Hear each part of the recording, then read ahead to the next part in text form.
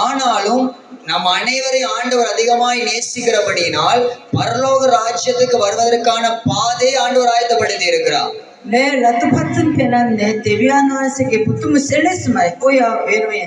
இந்த சிகப்பு நிறம் குறிக்கிறது உங்களை குறித்து தேவனிடத்தில் இருக்கக்கூடிய மிகப்பெரிய திட்டத்தை பற்றி.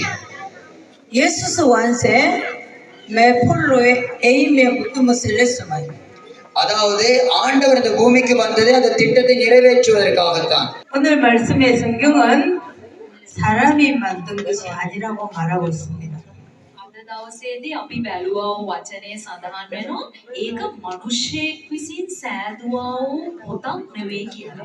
இந்த வார்த்தையிலிருந்து நாம் என்ன தெரிந்து கொள்கிறோம் என்று சொன்னால் இந்த பரிசுத்த வேதாகமமானது மனிதனால் எழுதப்பட்ட ஒரு புத்தகம் அல்ல என்பதை நாம் தெரிந்து கொள்ள முடியும். එතකොට මේ වතුර බෝතලේ තිබෙන වතුර හරියට ඔයාලගේ හිත වගේ. இந்த தண்ணீர் போத்தல்ல இருக்கிற அந்த நீரானது இந்த தண்ணீர் போத்தல் சரியா உங்க மனது எப்படி அந்த மாதிரி தான். 근데 여러분 마음은 예수님께 잘못했다고 하면 마음이 용서받아 깨끗해요. එතකොට දැන් මෙන්න මේ වගේ තමයි දෙවියන් වහන්සේට යේසුස් වහන්සේට කියලා තමන්ගේ වැරදි වලට සමාව ඉල්ලගෙන තියෙන හිත හරියට මේ වගේ පිරිසිදුයි. அதாவது இயேசு கிறிஸ்துவோட ஜெபம் பண்ணி பாவ மன்னிப்பை பெற்றவருடைய இருதயம் இந்த மாதிரி தான் இருக்கும். 여러분의 마음이에요. එතකොට මේ you කියලා ගහලා තියෙන්නේ ඔයාලගේ හිත. அதாவது இந்த இடத்துல ஆங்கிலத்துல யூ அப்படின்னு அடிச்சிருக்கு. அது உங்களுடைய மனது, உங்களுடைய இருதயம். சின்ன பிள்ளைங்க நல்லா கேட்டு உங்க மனசு இது. 지금 여러분 마음은 깨끗해요. දැන් ඔයාලගේ හිත හරි පිරිසිදුයි. இப்ப உங்களுடைய இருதயம் இந்த மாதிரி ரொம்ப சுத்தமா இருக்கிறதா நினைச்சு கொள்ளுங்க. 그런데 죄가 있어요.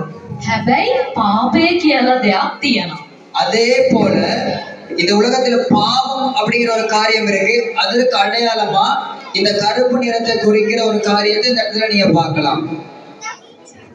제가 여러분의 마음에 들어가면 어떻게 되는지 보세요.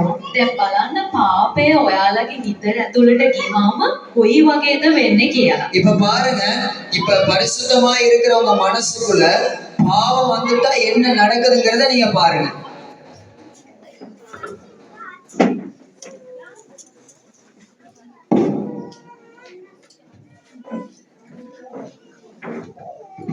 제가 이렇게 들어가면 마음이 더러워져요. பாருங்க என்ன நடக்குது. මේ විදිහට පාපය ඔයාලගේ හිත ඇතුළට ගියාම මොකද වෙන්නේ? ඔයාලගේ පිරිසිදු සිත මේ විදිහට අපිරිසිදු වෙනවා. பாருங்க, பரிசுத்தமான ஒரு சுத்தமான மனசுக்குள்ள இந்த பாவம் வந்ததுக்கு அப்புறமா மனசு இந்த மாதிரி பாத்தீங்கன்னா பாக்குறதுக்கு பரிசுத்தம் இல்லாத ஒரு கலரா 죄로서 더러워진 마음은 우리가 어떻게 할 수가 없어요. දැන් පාපය නිසා මේ වගේ අපිරිසිදු වුණොත් අපිට කරන්න කිසිම දෙයක් නැහැ. කොකොම කියවන්නේ Jesus. எல்லாரும் சொல்லுங்க இயேசு. 예수님의 피로만, இயேசு கிறிஸ்துவின் ரத்தம் மட்டும்தான் உங்களை பாவத்திலிருந்து விடுதலை ஆகும். நல்லா கவனிச்சு பாருங்க. கரங்களை தட்டுங்க. பாவ நிறைந்த மனசுக்குள்ள இயேசுவின் ரத்தம் வந்ததுக்கு அப்புறம் பரிசுத்தமா சுத்தமா மாறிட்டு கரங்களை தட்டு உற்சாகமாய்.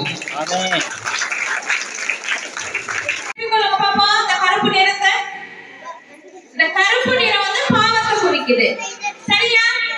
எதாவது நம்ம பாவம்னு சொல்றோம்?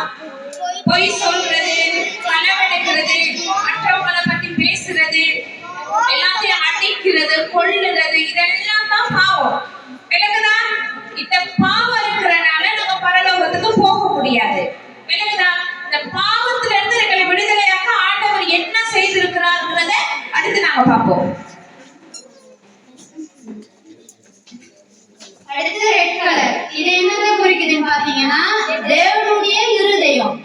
இது வந்து என்னன்னு பாத்தீங்கன்னா ஏசவா நமக்காக சிந்தின ரத்தத்தை குறிக்குது. இந்த இடத்துல எத்தனையோ ஃப்ரெண்ட்ஸ் மாதிரி இருக்கீங்க. நான்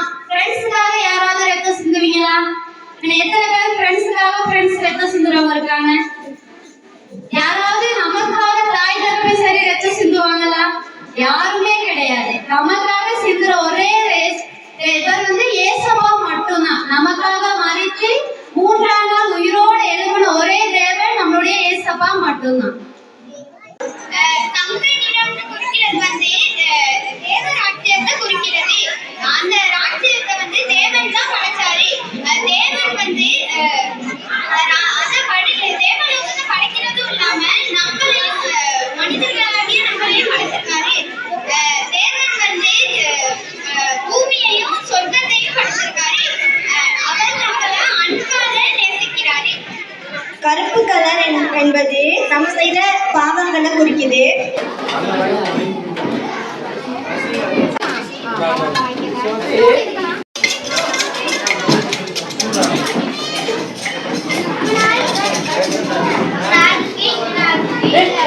சுவர்களிலே ஒரு திவ்யான் வான்சே.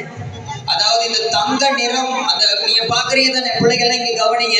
நீங்க பாக்குற இந்த தங்க கலர் என்ன அர்த்தம்னு கேட்டா, பரலோகத்தை தேவன் படைத்தார். மெலுக்குயாமே ஒரு திவ்யான் வான்சே. இந்த உலகத்தை படைத்தது ஆண்டவர்.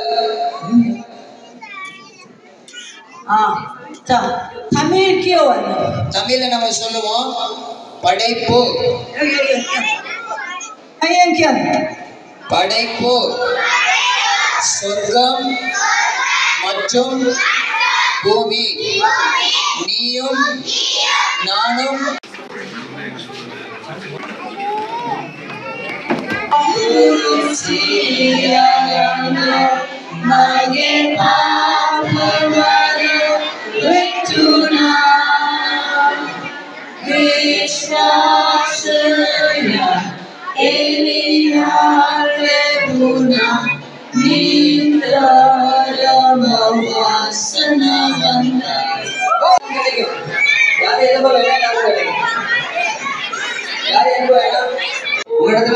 பிளேட் ஒண்ணு ஒரு ஆள் 2 தடவை கை போடுறதுல ஒரே தடவை தொட்டு வாயில வச்சு பார்க்கணும் டேஸ்ட் எப்படி இருக்குன்னு சொல்லி. ඔන්න බලන්න කොහොමද රසය බලන්නේ කියලා. ඔන්න ඔය විදියට තමයි රසය බලන්නේ.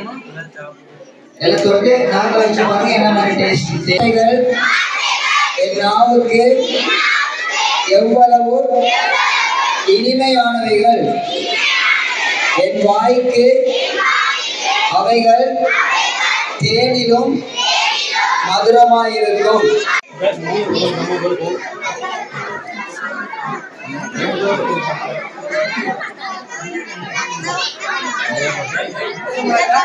යේසුනි මම මේ දෙයට වැරද්දක් කළා මට සමාව වෙන්න කියලා ඒ අපිරිසිදු දේ අයින් කරගෙන තමයි අපි නිදා நீங்க ගන්න ඕනේ. ஒவ்வொரு நாளும் நித்திரைக்கு போகிறதுக்கு முன்பதாக உங்க பாவத்தை இயேசுகிட்ட சொல்லி, இயேசுவே நான் அந்த மாதிரி பாவம் செஞ்சுட்டு என்ன மன்னிங்கன்னு சொல்லி இருதயத்தை பரிசுத்தமாக்கி கொண்டுதான் நம்ம நித்திரைக்கு கடந்து போகணும். பைபிள் படித்தல், தேவாலயத்திற்கு செல்லுதல், இயேசுவை பற்றி மற்றவர்களிடம் கூறுதல். Happy birthday dear Jesus. Happy birthday Jesus.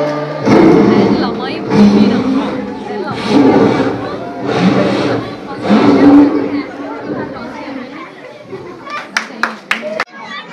பிள்ளைகள் அமைதியாக டீயை குடிங்க, டீயை குடிங்க, எல்லாரும் அமைதியாக. දෙවියන් වහන්සේ අපට ප්‍රේම කරනවා. கடவுள் நம்மை நேசிக்கிறார். தமிழ்.